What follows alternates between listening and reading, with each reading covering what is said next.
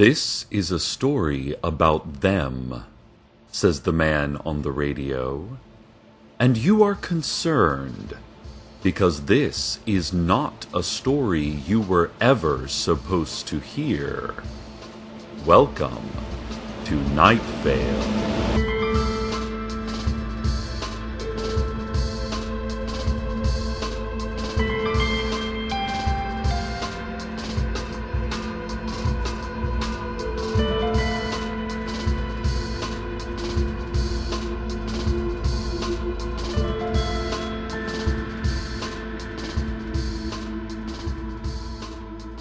This is a story about them. They sit in a car, much like your own, perhaps. Do you drive a black sedan with tinted windows, into which innocent people disappear forever? Then it is very, very much like your own. There are two men in the car. The man who is not tall watches a house through the window. He makes no attempt to hide what he is doing. The car is similarly clear about its existence. What they do is secret, but there is no need to hide it. Not in this town. For instance, this day, the radio has just started narrating what they do as they do it, for all to hear.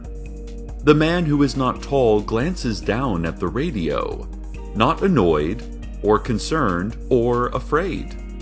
He just looks at it, because that is what his eyes do right then. And then he looks back at the house, as the man on the radio says that he looks back at the house. The one who is not short is supposed to be watching the house as well. 4 eyes are better than 2. 7 eyes are better than 3, and so on. But he is not watching the house. He is looking down at a crossword puzzle, on which he has just written teeth for the 5th time. This iteration fits neatly into the horizontal of another. He considers the crossword for a long moment. His partner only considers the house. He, the one with the crossword, turns to the other and begins to say, "What is a 5-letter word for the discrete bone structures attached?" But he is cut off. "There he is," says the one who is not tall. They exit the car and approach a man who is leaving his house. The man does not appear surprised to see them. People rarely are. "What is this?" he says, but he leaves a period at the end of the sentence, not a question mark. They take the man and put a blindfold over his eyes, and they put him in the car. This is not a story about the man. You don't care about him. The 2 men and the car, along with the other blindfolded man, leave Coyote Corners, a quiet development of old tract homes, the same way they had come. Openly, not thought about, feared, secret. "I was thinking of inviting you to dinner," says the one who is not short. He often voices what he is thinking of doing and rarely does any of those things. "That would have been nice," says the one who is not tall. "Yes, it would have been," says the other, a tad dreamily, perhaps. That is not an adverb that is supposed to crop up in a car of this description. Few adverbs are.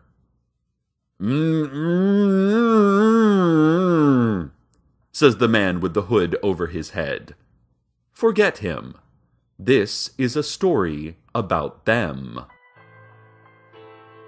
That part of their work done, they drive to the Moonlight All-Night Diner. It is not night, but the neon is on.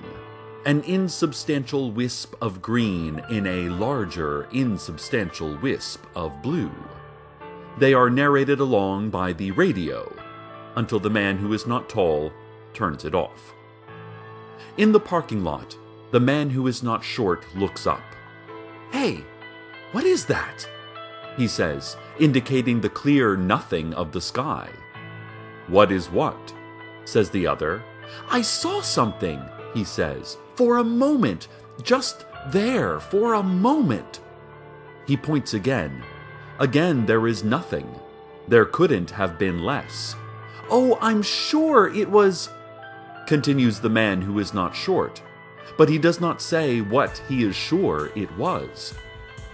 The man who is not tall considers his partner for a moment and shakes his head.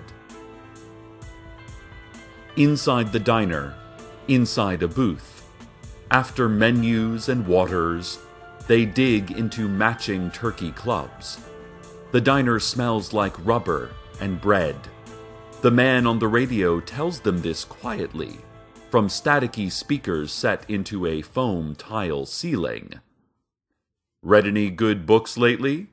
says the man who is not tall. "Of course not," says the other. "Good," says the first. Bites of sandwich, bits of time. "I've done the living room in a different color," says the other who is not short. "It was one color, it is now different. I hope that I will feel differently as a result." Says the first. He never knows what to say to things like that. He wishes he did. He offers the man who is not short some fries, instead, to indicate what he feels about their friendship, but cannot say. The man who is not short eats a couple. He knows what the man who is not tall means by offering the fries, because they have worked together a long time, and also because the radio explained it to him just then. Outside, the blindfolded man sits in the car, the desert heat trapped within by the glass. Don't worry about it. After lunch, the three men drive to the industrial part of town, which was set aside by the city council to be the industrial part of town some time ago. "Yes," the council said, "this area around here will be pretty industrial. Warehouses and factories and things like that.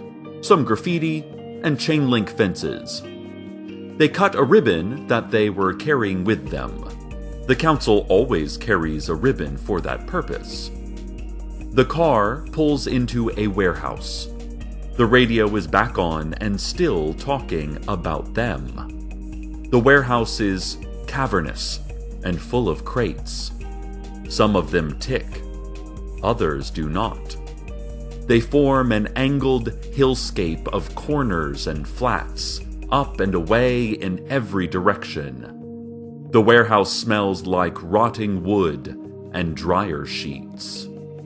Their supervisor waits for them with crossed arms and a cross expression. "A disgrace," she says. "Let me tell you something," she says, and says nothing more.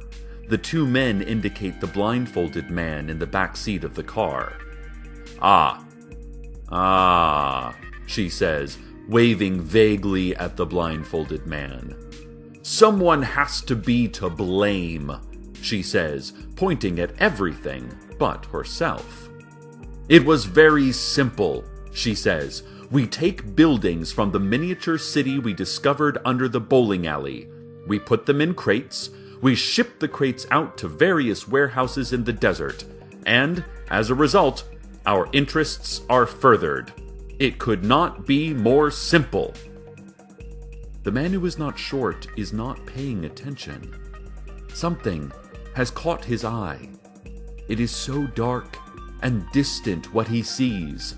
It seems like it cannot possibly be real.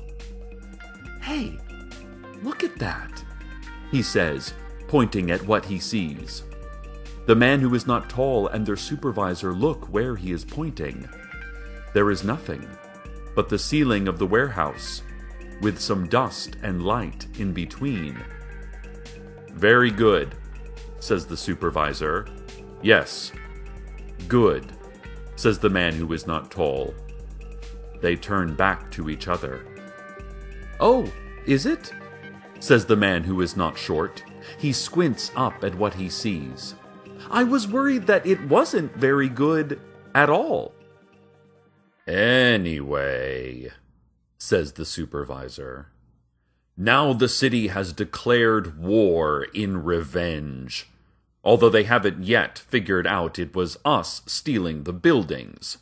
They just declared a general war in the name of their god Huntokar on everyone from the upper world, as they call us.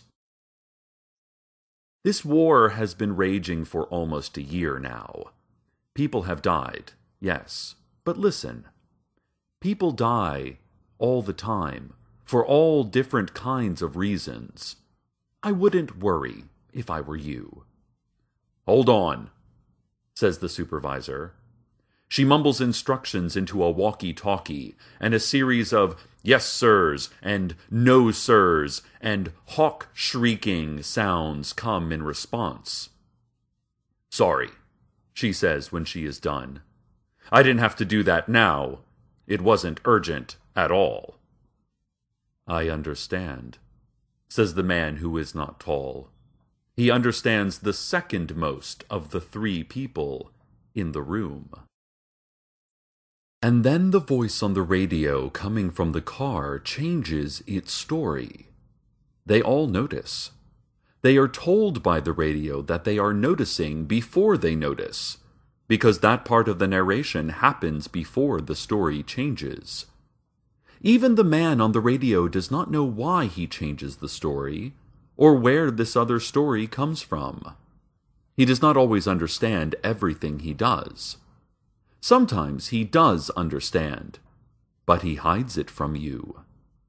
In any case, here is a new story, one he tells without regard for why he is telling it. Somewhere else, not here, there was a woman wandering a desert not unlike this one, but not like this one either. It's not the same desert. I need to clarify that. Also with her are great masked warriors, women and men of enormous size, who listen as she speaks and follow her as she walks. She is winning them over because she has survived so much. She is young, but in her experience, she is as lost and scared and ancient as the rest of them. Her feet hurt. They hurt. She keeps walking, and they keep following. Beyond her, no longer just on the horizon, much closer than that, is a light, spreading across the desert. The light is alive, and malicious, and vast, and encroaching. It buzzes and shines, and everything about it hurts those who are close to it, and destroys those who are within it. It spreads, not just in the desert I am talking about. It spreads in different forms, in deserts not unlike it. In deserts very similar to the one I am talking about now. Not always in the same form, not always as light at all, but with the same intent, to devour everything until there is nothing left. It is a smiling god of terrible power and ceaseless appetite. The woman wanders the desert, followed by the masked warriors. They look back at the light on the horizon, and they know that the time when it will reach their little patch of land is coming, and so many other little patches of land as well. Soon, they will have to turn. Soon, they will have to face it head on. And not just that woman and her desert. Not just her at all.